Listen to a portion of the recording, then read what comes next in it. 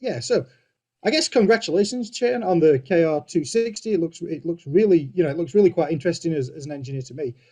I'd like, if you don't mind me asking you a couple of questions, I'd like to understand what are the decisions and the factors which led you to decide to make this robotics kit. You did great with the vision and the AI kit, and that's been fantastic. So I'd like to know a little bit about that decision process. Yeah, I mean, Adam, thanks for having me. And I think it really starts with where adaptive computing can make the biggest impact. So for us, like generally speaking, adaptive computing makes the biggest impact in applications that are rapidly changing, applications that require aggregation of functions in a single chip, and also where low latency and determinism are a must. And this was true with our focus last year with Vision AI, and it's true this year with our focus on robotics. And then I think second to that, it has to be fertile soil, right? There has to be lots of potential customers and lots of growth opportunity. And again, that was true last year with Vision AI, and I think that that's true this year with robotics as well.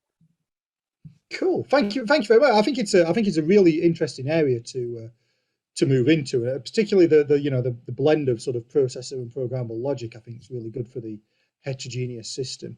So we see actually, so we've used the same, and correct me if I'm wrong, but as I understand it, we use the same SOM that we saw on the Vision kit. Actually, it's slightly different. I think you've got both connectors fitted this time. Uh, you've got a range of different interfaces on it though. So can you talk me through a little bit about what led to the decisions to offer those interfaces?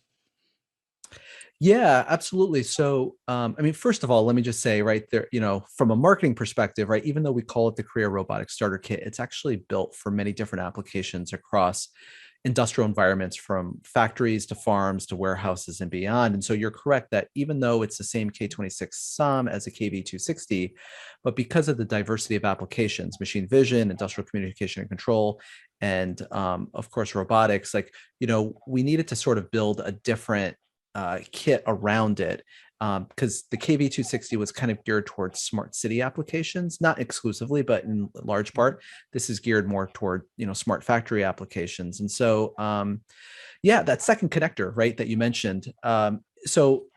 Hidden in that second connector, it had all the multi-gigabit transceiver connections, right? And so, even though the KV260 Vision AI Starter Kit had MIPI interface, what we did was with the KR260, we moved from a MIPI interface to an SLVS EC version 2.0 interface. And if you're not familiar, Adam, with what SLVS EC is, it's a Sony standard. Sony is sort of the undisputed leader in factory automation sensors. And they have a wide range of products. Some still have MIPI interfaces, other have sub LVDS, but most of their high-end factory automation sensors are really built around this concept of SLVSEC, which is a multi-gigabit transceiver standard. Version 2.0 operates at 5 gigabit per second. And for us, it was a great way to get the maximum amount of data. The IMX547 sensor puts out 122 frames per second. And so making use of like the approximately 10 gig of aggregate bandwidth across the two transceiver lanes was definitely, the right architecture for what we were trying to achieve here. And also that second connector on the back end also enables us to support the SFP plus fiber connection to a PC or to a network interface card in a PC for the back end of that camera interface. There's different trade-offs that we've made. I think there's other things like Ethernet and so on and so forth. And we can double click on that if you're interested. The only thing about I noticed about the Ethernet is because you've got a hub of four Ethernet ports on there. So was that done to support sort of, because you mentioned not just robotics but factory applications and industrial as well? Was that done with sort of time sensitive networking in mind as well, or Yeah, no. So it's funny because the minute you say something is for the factory, the number of your Ethernet ports tends to go up. And what I mean by that is like the KV260, again, by comparison, had one Ethernet port. We've got four here. People are asking why. Well, first and foremost, right, due to network topologies, norms in a factory, most critical items have two Ethernet connections, right, for the sake of redundancy and for other topological reasons. So even though there's spots for four RJ45 connections, two of the ports are connected to the PL of the Zinc UltraScale Plus SoC on the Kria SOM. And those are to support hard real-time Ethernet MACs, like you mentioned, time-sensitive networking.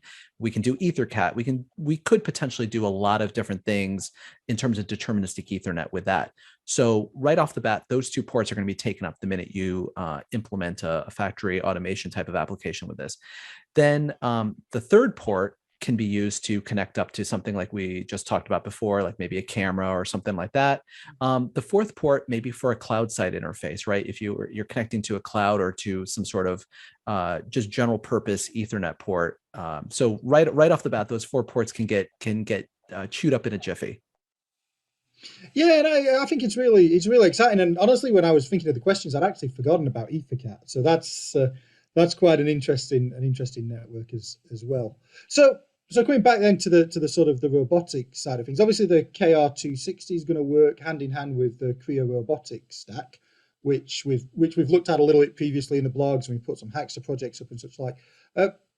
I just wanted to ask you really what you see as the benefits of both the KR260 and the KRS to the world of robotics. Is it one where we can leverage you see it just where we leverage the heterogeneous system on chip and use the programmable logic, or do you think it brings about one that also includes system integration as well in there?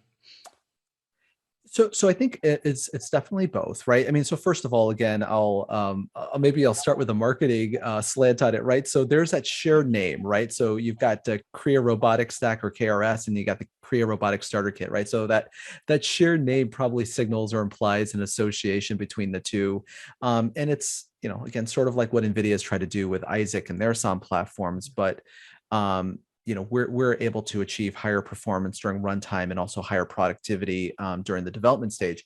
But so technically, you could use KRS with any device or board from AMD Xilinx. But the experience is very much catered for the KR260. KRS does make ROS2, we like to call it a first-class citizen of the design process, and that was really important to us up front. We wanted roboticists to develop in an environment that they were comfortable with. But the issue is that we've always felt that, depending on which analogy you want to use, the substrate or the canvas on which they lay their design down on, we think is more capable than anything a roboticist has been able to use to date. So KRS is familiar, highly productive tool paired with a highly capable hardware platform. And to your point about system integration and acceleration, you're right that it's not one or the other. It is both. Yes, you can hardware accelerate elements of ROS2, but you also have access to acceleration of something you mentioned, we discussed previously, like TSN communications, and that improves everything across the robotics platform. So communications, control, vision, AI, all under one hood, and you get to pick what's accelerated and what isn't.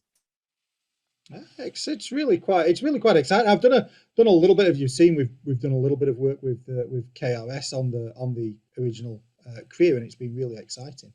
So I'm hoping to play with it a lot more.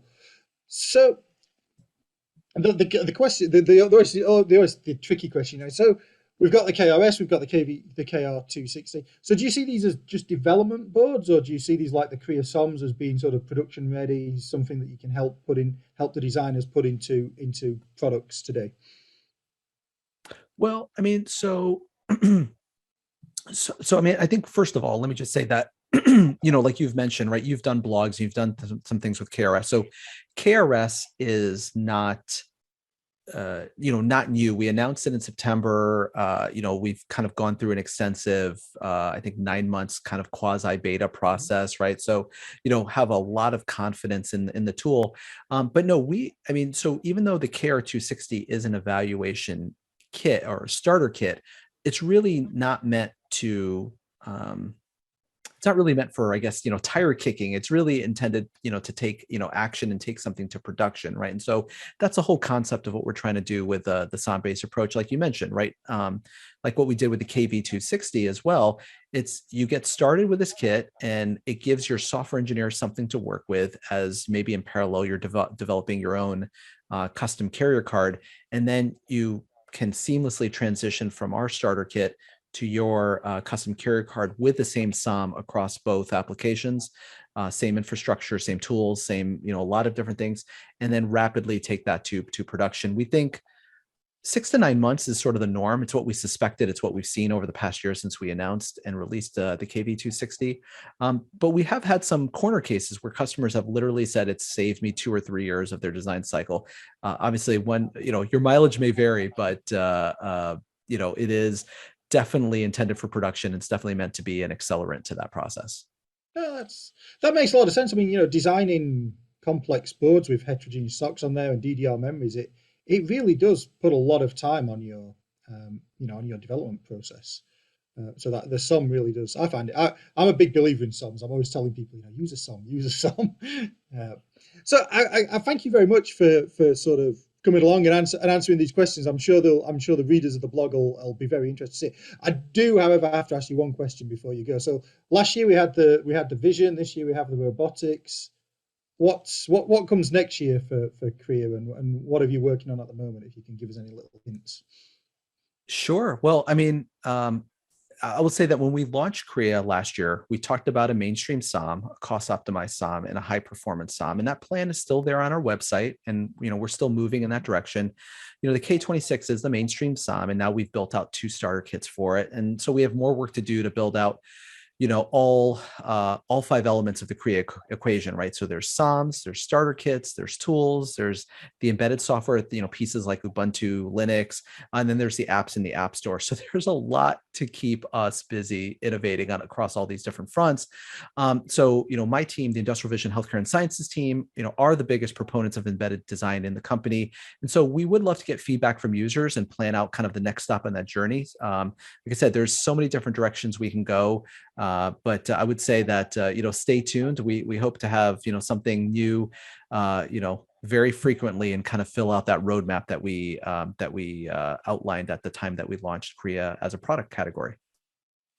Excellent. I look forward to seeing what comes along.